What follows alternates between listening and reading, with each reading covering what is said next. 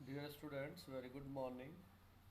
आज agriculture economics के जिस टॉपिक की चर्चा हम आज करेंगे उसका नाम है ई नाम, अर्थात ई नेशनल एग्रीकल्चर मार्केट।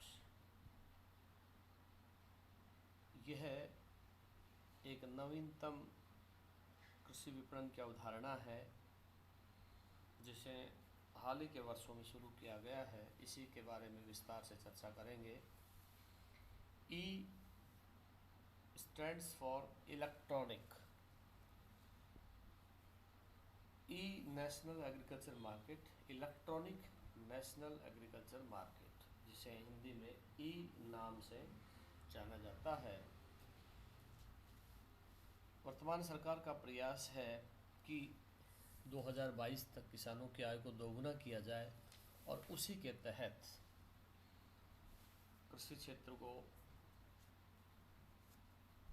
उन्नत करने के लिए और किसानों की बदहाल स्थिति को ठीक करने के लिए सरकार कई तरह के कदम उठा रही है। उन्हीं कदमों के तहत यह एक नवीनतम अवधारणा है जो अभी 2015 में ही शुरू हुई है। इस योजना का उद्देश्य भी किसानों की आर्थिक स्थिति को सुधारना है। खेती, किसानी और कृषि उत्पादों के कारोबार से जुड़े लोगों की आर्थिक स्थिति को सुधारना है।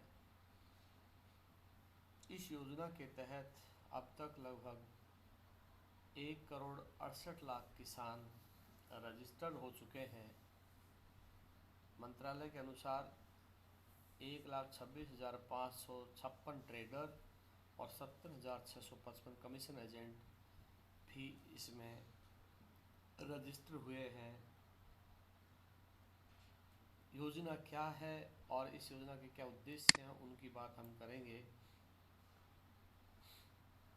जैसा मैंने बताया कि ई नाम एक इलेक्ट्रॉनिक नेशनल एग्रीकल्चर मार्केट, एक इलेक्ट्रॉनिक कृषि पोर्टल है जो पूरे भारत में मौजूद एग्री प्रोडक्ट मार्केटिंग कमेटी को एक नेटवर्क से जोड़ने का काम कर रहा है। इसका मकसद एग्रीकल्चर प्रोडक्ट्स के लिए राष्ट्रीय स्तर पर एक बाज़ार उपलब्ध करवाना है। इसके फायदे किसानों के लिए निश्चित रूप से आमदनी बढ़ाने वाले होंगे। तेज़ी से किसान इससे जुड़ रहे हैं। 2017 तक मंडी से सिर्फ 17,000 किसान जुड़े थे। यह देश के 18 राज्यों में वर्तमान में संचालित हो रही है स्कीम। और इस तरह से इलेक्ट्रॉनिक मार्केट का एक देशव्यापी ढांचा तैयार करने के तहत सरकार ने इसे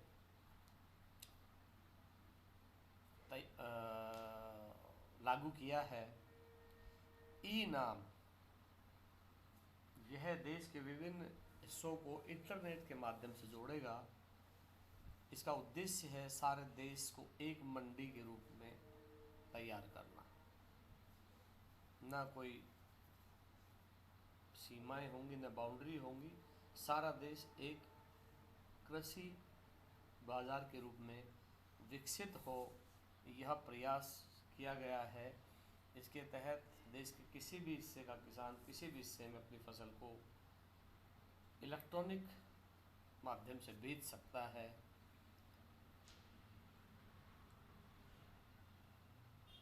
यह पूरी तरह से 14 अप्रैल 2016 को केंद्र सरकार के द्वारा लागू किया गया। हालांकि इसकी योजना 2015 में ही बन गई थी और इसे लागू 2016 में किया गया। यह पूरी तरह से केंद्र सरकार के द्वारा वित्त पोषित है और इस पोर्टल के तहत मौजूदा जो APMC कृषि उत्पादन विपणन समितियां हैं, उन समितियों के साथ साथ जो बाज़ार, मिनी बाज़ार और अनरेगुलेटेड अनियमित बाज़ार जो देश में हैं, उन सभी को एक ही मंच पर ला करके एक राष्ट्रव्यापी विपणन बाज़ार, जिसको ई नाम दिया गया है, तैयार करने का उद्देश्य सरकार का रहा है। अब हम बात करते हैं कि ई नाम इलेक्ट्रॉनिक नेशनल मार्केट की स्थापना के पीछे सरकार के क्या उद्देश्य रहे। कृषि वस्तुओं में पैन इंडिया व्यापार को सुविधाजनक बनाने के लिए आमतौर पर राज्यों के स्तर पर और अंततः देश भर में एक आम ऑनलाइन बाजार मंच कैसे तैयार हो, यह उद्देश्य लेकर के इस ई नाम की स्थापना की गई। दूसरा उद्देश्य है मार्केटिंग अथवा लेन देन प्रक्रियाओं को व्यवस्थित करना, बाजारों में कामकाज में कुशलता बढ़ाना, एफिशिएंसी बढ़ाना, ताकि किसानों को उचित लाभ, उचित कीमत मिल सके और साथ ही एक व्यवस्थित विपणन प्रणाली का विकास हो सके।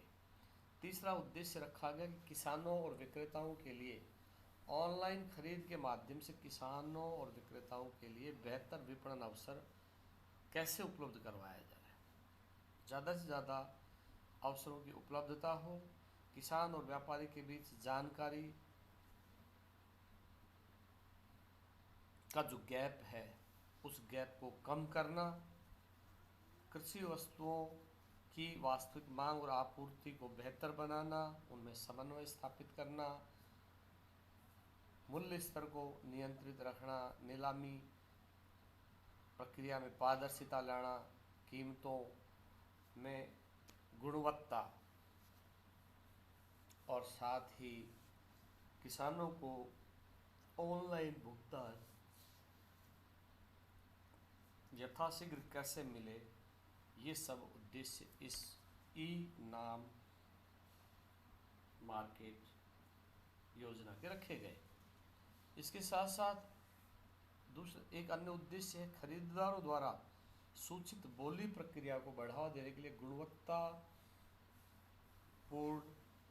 प्रणाली की स्थापना और उपभोक्ताओं को गुणवत्ता की कीमतों की स्थिर कीमतों और उनकी उपलब्धता को बढ़ावा देने के लिए समन्वित प्रयास करना, यह ई नेशनल एग्रीकल्चर मार्केट ई नाम के उद्देश्य तय किए गए। अब बात आती है कि इस योजना से किन किन को लाभ मिलेगा। क्योंकि इस योजना के जो स्टेक होल्डर्स हैं उनमें किसान है, मंडी है, व्यापारी है, खरीदार है, प्रोसेसर, इस पूरी प्रक्रिया का संचालन करने वाले और निर्यातक, ये जो पूरी चेन है फ्रॉम फार्म टू कंजम्पशन, यानी जहाँ से उत्पादन शुरू होता है, खेत जहाँ से उत्पादन प्रक्रिया शुरू होती है, वहाँ से लगाकर अंतिम उपभोक्ता तक कृषि उत्पाद पहुँचते हैं। इस प्रक्रिया में जितने भी स्टेक होल्डर्स हैं उन सभी को इसमें लाभ मिलने वाला है। क्योंकि ये सभी लाभार्थी हैं, इनको किस किस तरह से लाभ पहुँचेगा, इसमें पहली बात यह है कि बाज़ारों में सभी किसानों की, व्यापारियों की पहुंच आसान बनेगी, पारदर्शी बनेगी, उत्पादकों को बेहतर मूल्य मिलेगा, मूल्य स्तर को स्थायित्व मिलेगा, साथ ही उपभोक्ताओं को वाजिब कीमतों पर कृषि उत्पाद मिलेंगे, विपणन की जो लागत है वो कम होगी, साथ ही जो इलेक्ट्रॉनिक व्यापार प्रणाली की जानकारी किसानों, व्यापारियों और सभी संबद्ध पक्षों को मिले और भविष्य में इसमें पारदर्शिता रहे, यह सभी के लिए आवश्यक है। इसके साथ साथ किसानों को इलेक्ट्रॉनिक माध्यम से जोड़कर बेची गई जो वस्तु है उसकी कीमत का विवरण, उसकी मात्रा का विवरण आदि ऑनलाइन प्राप्त होगा, ताकि वह आसानी से अपने मोबाइल पर देख सकेगा। साथ ही उत्पादों की गुणवत्ता को सुनिश्चित किया जा सकेगा, उनका जो श्रेणीकरण है उसके अनुसार उनकी कीमतें तय होंगी। ये सब फायदे इस योजना से मिलने वाले हैं। और एक और फ़ायदा जो किसानों को लिए बहुत ही महत्वपूर्ण है वो ये है कि किसानों को अब ऑनलाइन भुगतान प्राप्त होगा सीधे, किसी तरह की उसमें विलम्ब नहीं होगा, किसी तरह का बिचौलिए नहीं होंगे, और जैसे किसान की फसल बिकेगी उसके भाव के अनुसार जो उत्पाद बेचे गए हैं उन उत्पादों की कीमत किसान के खाते में सीधे पहुंच जाएगी। तो ये इस इलेक्ट्रॉनिक नेशनल एग्रीकल्चर मार्केट से मिलने वाले फ़ायदे हैं। इसके बाद बात करते हैं कि इस ई नाम पोर्टल में सरकार ने अभी कुछ वक्त पहले संशोधन किया है। वो संशोधन क्या क्या है उनको देख लेंगे, लेकिन इससे पहले हम ये देखना चाहते हैं कि कोरोना के दौर में भी सरकार ने इसमें कुछ सुधार किए हैं, कुछ सुझाव मांगे हैं। उन सुझावों को लागू करते हुए व्यापारियों को दूरस्थ स्थान से बोली लगाने तथा किसानों को मोबाइल आधारित भुगतान प्राप्त करने की सुविधा प्रदान करने की घोषणा की गई है, जिससे व्यापारियों को बैंकों या मंडियों में जाने की आवश्यकता नहीं पड़ेगी, किसानों को भी नहीं पड़ेगी। साथ ही यह कृषि बाजार उपज बाजार समिति एग्रीकल्चर प्रोड्यूस मार्केट कमेटी में कोविड-19 से सुरक्षा और सामाजिक दूरी को बनाए रखने में भी मदद मिलेगा, क्योंकि मंडी में किसान और व्यापारी और जो आढ़ती होते हैं उनकी भीड़ रहती है। उस भीड़ में इस महामारी से बचने के लिए उन्हें इलेक्ट्रॉनिक माध्यम से ई बोली के मार्फत कृषि उत्पाद बेचने और खरीदने की सुविधा प्रदान की जाएगी। साथ ही संशोधन के पश्चात पोर्टल में जोड़ी गई विशेषताओं से निपटने और कोविड-19 से निपटने की दिशा में भी महत्वपूर्ण पहल की गई है। इस कोविड-19 की संकट की घड़ी में किसानों को अपने खेतों के पास से बेहतर कीमतों पर अपनी उपज बेचने में मदद कैसे मिले, ये भी सरकार का प्रयास है इस ई नाम पोर्टल में संशोधन के जरिए।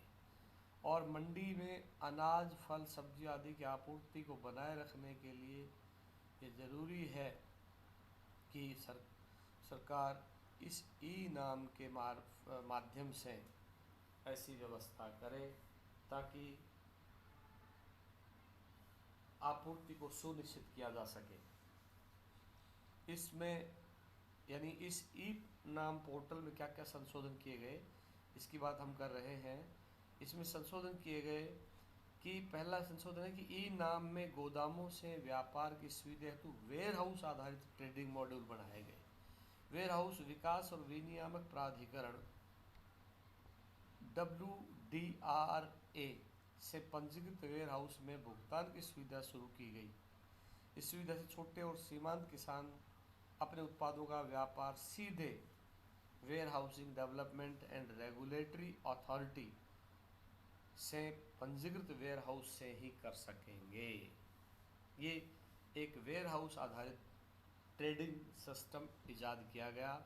इसी warehousing development and regulatory authority से पंजीकृत गोदामों में किसान अपने उत्पादों को रख सकेंगे, यानी वो नष्ट नहीं होंगे, खराब नहीं होंगे, और जब तक उनको उचित कीमत ना मिले तब तक वह इस WDRA के जो पंजीकृत गोदाम हैं उनमें अपनी उत्पादों को रख सकते हैं। इसका लाभ ये होगा कि जमाकर्ता लॉजिस्टिक खर्चों को बचा सकते हैं, जिससे उनकी आय में वृद्धि होगी। किसान बेहतर मूल्य पाने हेतु देश में उत्पाद कहीं भी बेच सकते हैं और मंडी में जाने से बच भी सकते हैं।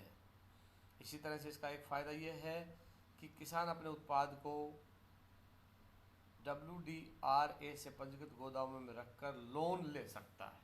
चाहे तो उसे इसकी लोन की आवश्यकता पड़ती है तो वो लोन भी ले सकता है। इसी तरह से आपूर्ति और मांग के अनुसार उत्पाद का मूल्य निर्धारित करने में भी आसानी होगी।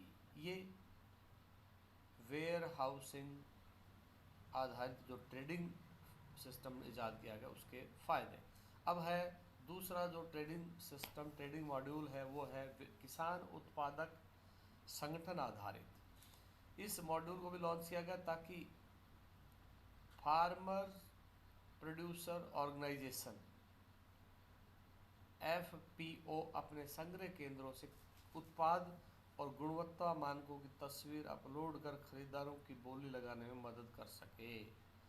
इसका लाभ ये होगा कि यह न केवल मंडियों में लोगों को आवागमन को कम करेगा बल्कि मंडियों में परेशानी मुक्त व्यापार करने में भी मदद करेगा।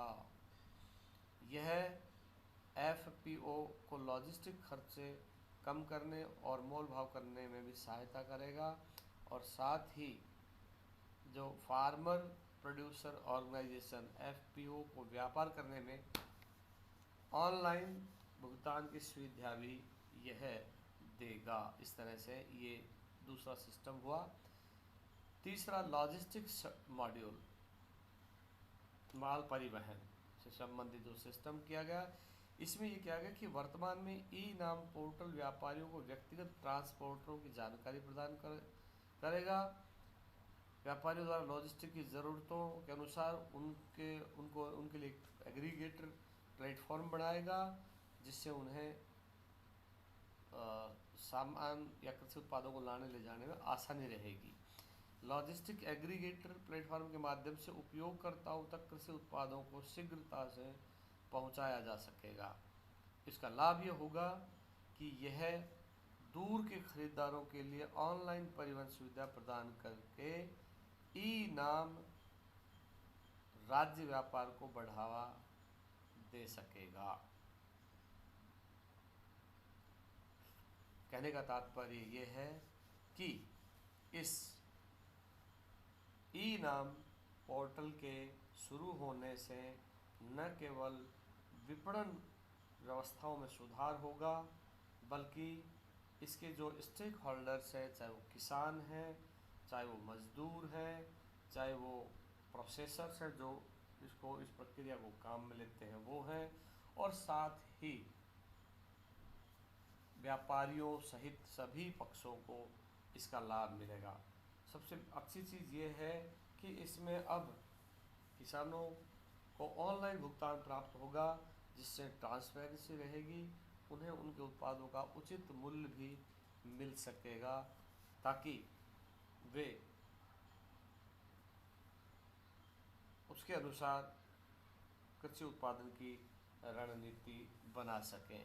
इस तरह से कहने का तात्पर्य ई-नाम देश के कृषि विपणन सुविधा में या कृषि विपणन ढांचे में एक मील का पत्थर साबित हो सकता है यदि इसे सही तरीके से लागू किया जाए, क्योंकि अभी ये प्रारंभिक अवस्था में है और अभी किसानों को इसकी जानकारी नहीं है, जिसके चलते इस सिस्टम को लागू करने में और वक्त लग सकता है, लेकिन आने वाले समय में यह विपणन में क्रांतिकारी परिवर्तन लाने वाला साबित हो सकता है। आज के लिए इतना ही। बहुत बहुत धन्यवाद।